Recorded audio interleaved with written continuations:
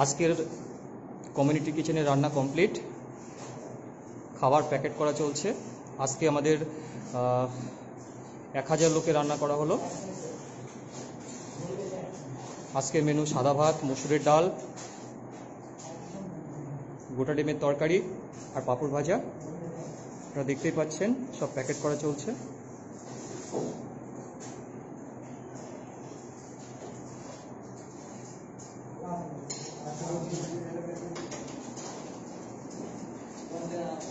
ভাত তো রান্না হচ্ছে, ওইগুলো আসলে তো একদম গরম হবে।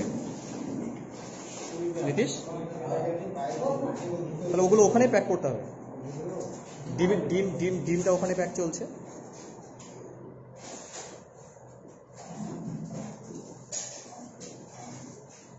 দেখতে পাচ্ছেন আমাদের আজকে 22তম দিন, কমিউনিটি কিচেনের 22তম দিনের খাবার প্রস্তুত চলছে।